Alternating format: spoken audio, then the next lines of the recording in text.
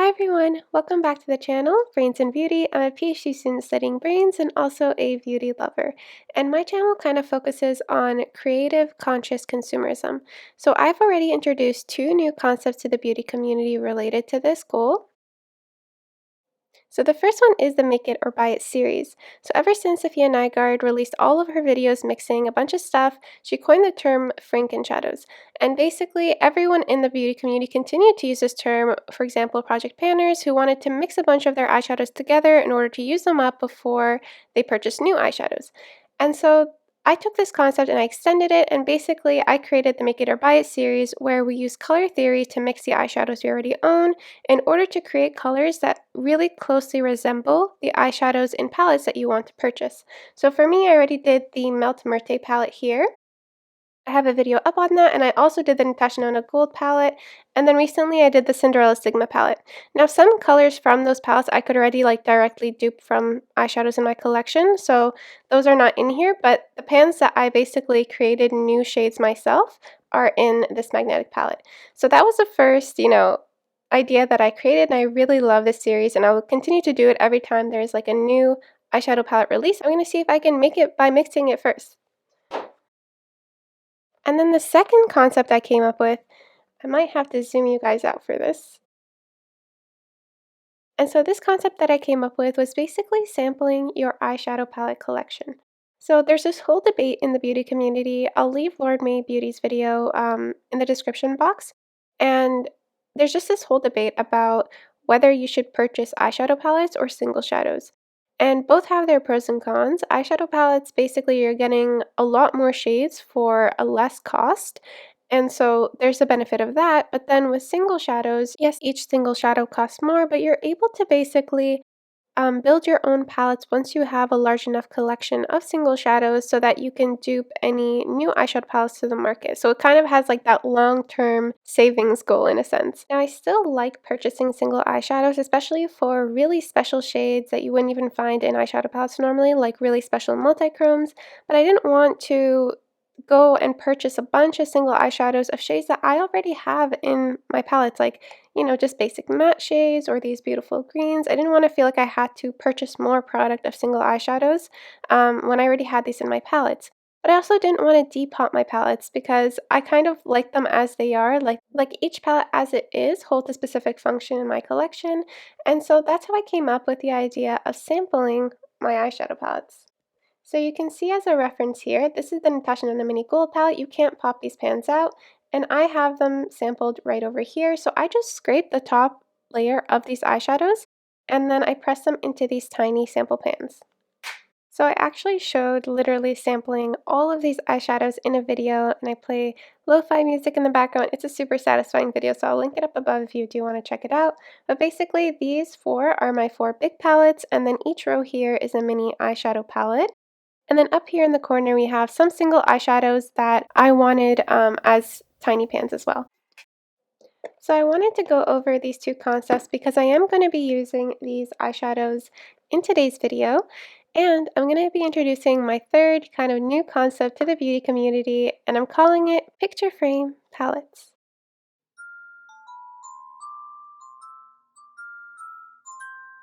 So how did I even come up with this idea? So Pat McGrath released the Pat McGrath X Bridgerton palette, and I'll pop a picture of it up on the screen, and I was instantly really interested in this because I love vintage stuff, I love royalty themes, and even the packaging color, I love periwinkles and stuff like that, so I was just really enticed by this palette.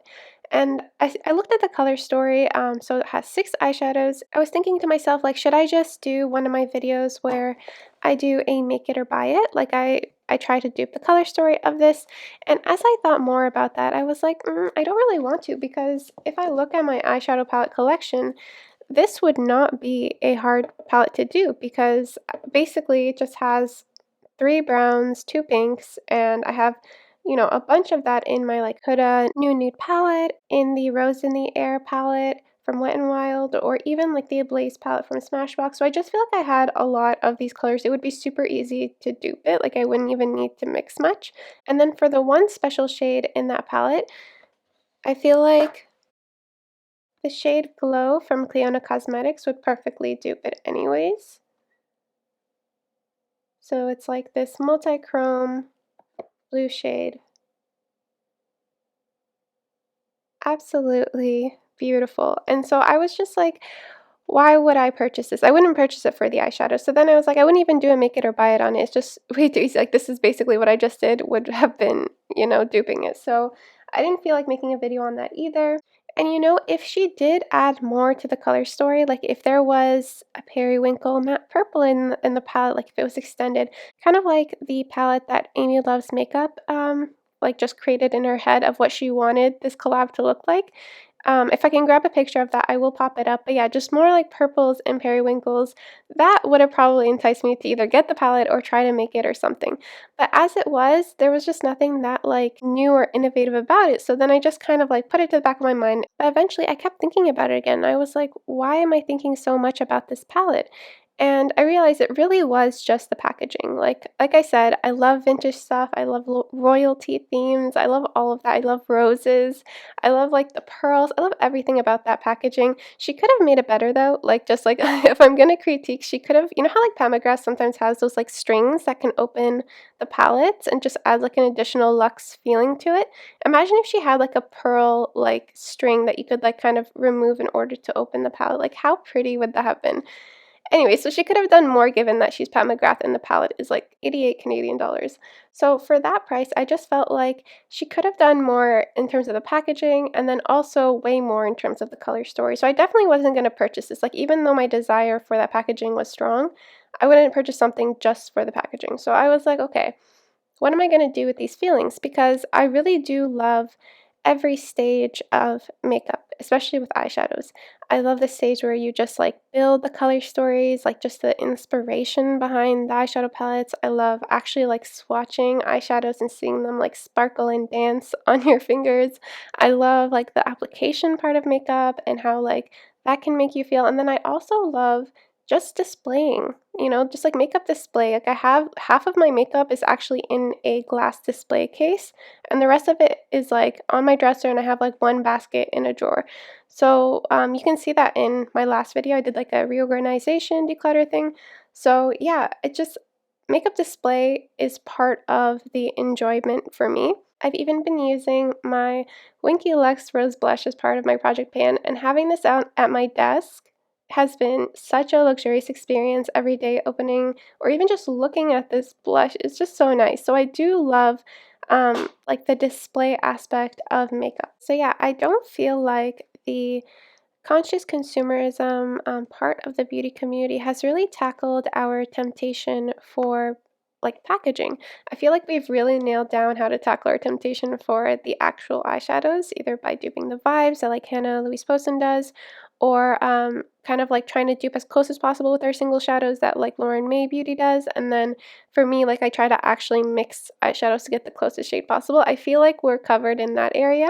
But what about our temptation for the beautiful packaging and beautiful things in that sense? So in an attempt to kind of tackle that aspect of it, I was thinking about like what would be the most beautiful packaging to me, or the way to like really make the eyeshadows and the inspiration of the packaging go together. And I was really thinking about how I love like the fantasy of eyeshadows being a part of the art itself. So like if the eyeshadows were part of like a painting or something. So rather than just having this black magnetic background, maybe they can be part of like a painting or something. And I have seen that actually like Too Much Stash on Instagram. I'll pop up some pictures that she posts on there.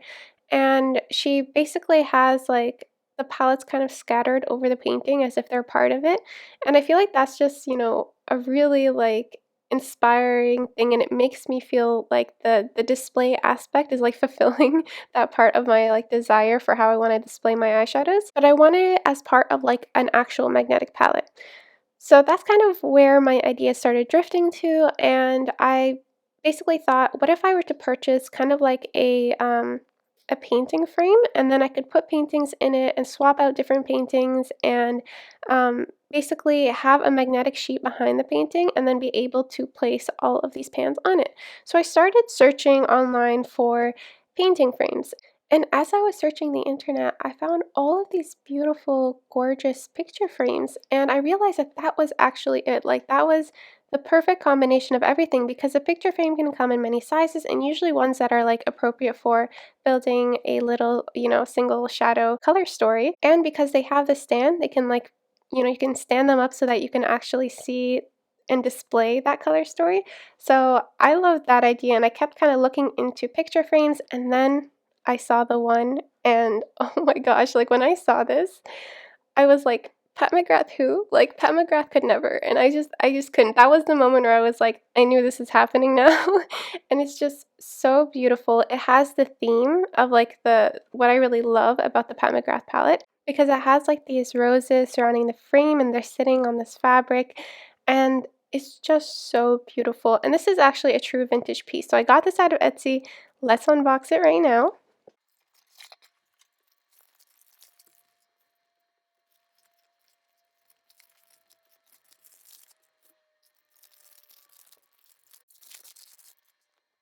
Oh my gosh, I mean, are you kidding me right now?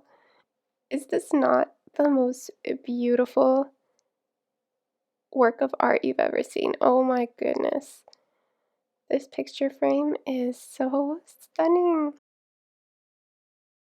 Wow. It's so beautiful. So this was listed as being from the 1980s, so it is a true vintage piece, and it looks absolutely stunning. Honestly, oh my gosh, I can't wait to get the eyeshadows in it. Like, I really want to put this together. So, this is going to be the fastest DIY you've ever seen. Basically, all we're going to do is there's this magnetic sheet, and I got it off of Amazon. So, I'll leave everything that I got linked down below. And you just want to cut it to the size of the picture that fits the picture frame that you're using. And then you don't even need to glue it in or anything. Like the magnetic sheets do have a backing where you can peel it off and, stick it to something, but you can just slip in this magnetic sheet the way you would slip in the picture into the picture frame. The reason why I don't want to glue it in is because I would actually still like to use this as a picture frame. Like it's beautiful for its original purpose, but what I'm doing here is I'm able to kind of multi-purpose this work of art. So this picture frame has a lot of those gorgeous vintage rose fabric vibes, but I also wanted to take some inspiration from the Pat McGrath palette packaging, how there's like this tufted button fabric background, and so for this palette, given like the grungy kind of tones, the aqua, the tarnished gold, I wanted to basically use an emerald velvet kind of tufted button background. So I printed this out. It's actually really hard to find online on Google. Like if you search for a free version of a tufted button fabric, you're not going to find any except one, and it's like white. So then I ended up turning it green and then printing that out. So I cut that out as well to fit the kind of picture frame size. Okay, so this is what we have now, and I just wanted to show you like how this would work. So let's just take an example pan. So I'm just holding up because I haven't put the backing in yet, but as you can see, it sticks really well to it, and you can have the picture frame kind of sitting up like this on your desk, and the single shadow will stay stuck to it. Now I was concerned about whether if I put something else over top, would it still be able to stick? So, oh my gosh, look at this. I'm so excited. Okay, so it does stick with less of like a magnetic field, but it still sticks. Like it's not going to fall or anything. So I'm going to go ahead and put this back in so that we can kind of like seal it up. And then we can like do some swatches and build the color story I have in mind for this beautiful palette. I can't wait to build this palette, so let's get right into it. I will say though, like, do you see how perfectly this nail matches here? And then like the emerald that goes with this. I came prepared, y'all. I designed these press-ons using the two shadows that I knew I would have to include in this palette. So I used an Urban Decay metallic, kind of like this gold brown, like a tarnished gold, and then I used the shade Patina from Clionadh. It's a multi-chrome for the green. So you can see like the greeny gold, there's like teal, and then it goes to like a tealy blue that really goes with like the outer packaging of the palette. So let's put in those two shades first. So the brown that I use is this shade. Okay, putting this in, I feel like it's not as strong as it was before. So hold on, let's do some. Just want to make sure, would it fall if, yeah, it does move down. Okay, so again, I'm kind of figuring this out with you guys. So what I think I need to do is, I think I need to basically make sure that the pattern or the picture that you want to put in here that you want the pans to stick to has to be like kind of stuck to the magnetic palette. So nothing to do with the picture frame itself, but just that the like the design or the paper that you have has to be stuck really flat close to the actual magnetic sheet so that there isn't a gap in between. I think that's what's causing the issue because when I was pressing them together before and I showed you, there was no issue. So I'm just going to quickly do that. All right, there we go. So that fixed it. Um, so that's our first shadow in the palette. I'm going to take off these rings just because I know we're going to get a little messy with all the swatches. Here, the shade Bass is what I'm going to be using, and it's just this beautiful brown. It's like super grungy and gorgeous, and I love it. So we're putting in this one, and then I do want to put in Patina from Clionadh. Let's give it a good big swatch. A beautiful one to pair in this palette as well, so let's put that in. And then I don't know, should I put in like Luxe? I feel like Luxe, my heart always goes to it.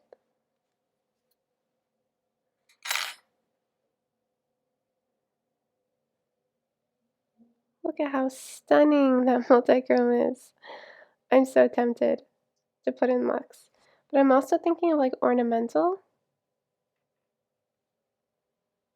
because it's got like the gold and the blue.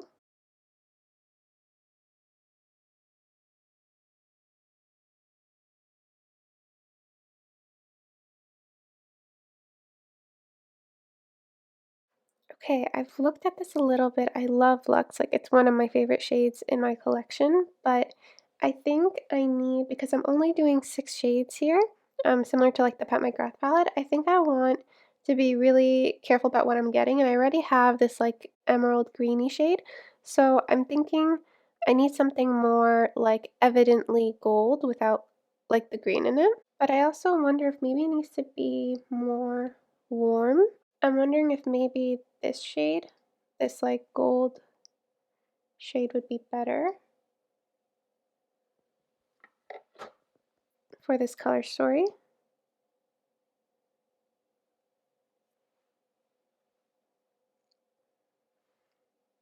So this is supposed to be one of those golds that have like a brown undertone to them. So it's more of a duochrome. It's not like these gorgeous multichromes.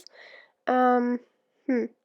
Like I could also go with this one, but I think this is too orange. Let me think. I feel like it's a contender. I want to take ornamental out just I don't think anything else from the palette I will take. Here's a last look at these juicy swatches because I do need to wipe my fingers. So I want to take a look in here again to see what else I have. What's really nice about this is I can kind of take a look at my whole collection at once as well. So let's see. Okay, I know I need this shade as like a deepening kind of shade. It's this gorgeous deep teal. It is more of like a satin, but honestly, I use it as a matte and that's totally fine how it works. So I'm going to plop this in. I feel like I want something that goes like perfectly with the like cushion color. And I'm looking at my Huda Beauty Emerald palette and I feel like that's where I'm going to get the shade. So I feel like this shade looks really similar. And it's this absolutely beautiful mid-tone, kind of like muted green shimmer. So this one's definitely a contender. I wonder, I feel like I already have the dark teal here, so I wouldn't really need to pull this one out. But I'm thinking this one, absolutely beautiful bluey green shade. So yeah, I'm going to put this one in. Okay, we definitely need a gold, but I'm just kind of still thinking. Um, hmm. Like I do like the look of the Natasha Nona Gold Shimmer.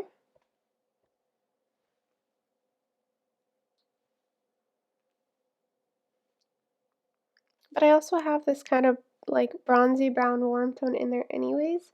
So if I wanted that effect, I could always top ornamental on that. Like if I have both in my palette. Yeah, okay, I'm gonna go with this one. Okay, so there's only one left. Which I'm like, no, I want to add more shades. Okay, I feel like I need a yellowy brown, so let me see.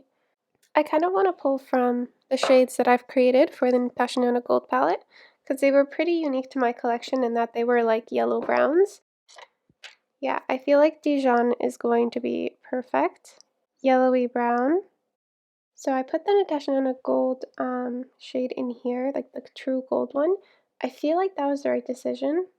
Like I feel like keeping that in there is good. I don't know if I'm done though. Like there's also this like yellow brown. Should I try that instead of Dijon? How does that look? I feel like because it's lighter, it's nice because we have a lot of like rich tones. So to kind of just even it out. What do you guys think? I also think like an olive would be really beautiful in this palette.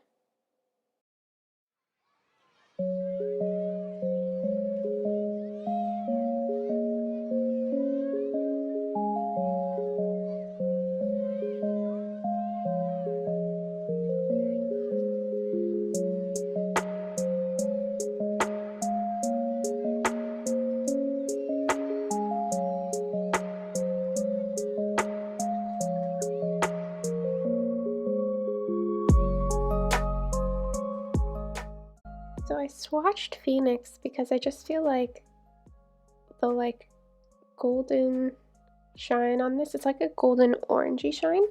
I felt like it really went with the palette, so I just want to see if maybe this would be a really pretty like inner corner shade.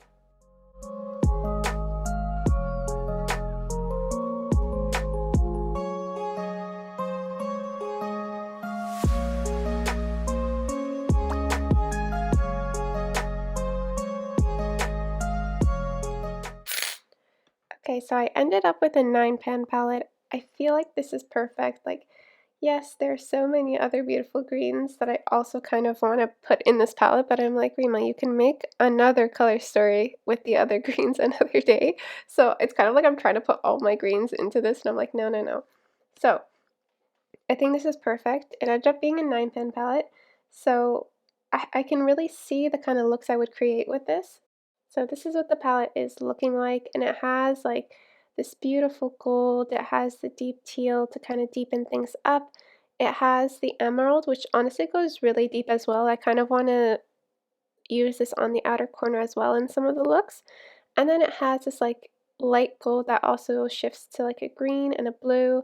It has like this olive tone. There's also this like gorgeous brown shade that is, one of the things that like the roses are close to and everything that I just feels like ties it together. And then we have this shade, which is the exact same as like the aqua kind of blue shade of the actual fabric. We have a true gold. I just felt like I needed this. It just ties in with the roses as well. I feel like the roses are kind of in between these two shades, so it just ties it in. And then lastly, we have Phoenix from Terra Moons, which is a larger single shadow that I own, but I took a sample mini of it, so I've included it here as well. And then this shade is one of the shades that I made from the Natasha Nona Gold palette. So that's it. I feel like this is really beautiful. I'm going to go ahead and maybe wash my hands and then like do a full swatch of all of these on my hand so I can show you like the final swatched palette.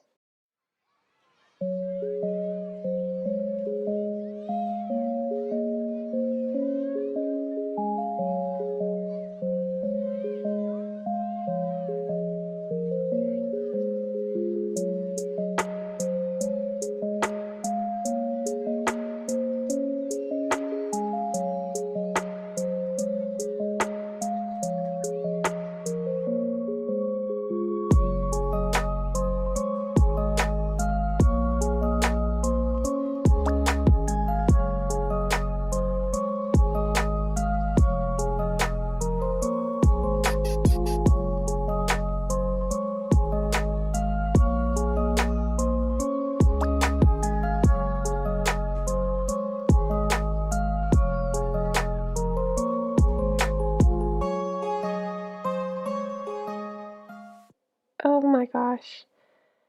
You guys. How beautiful. I love how these eyeshadows just look in the colors of the multichromes and how they shift and the sparkle.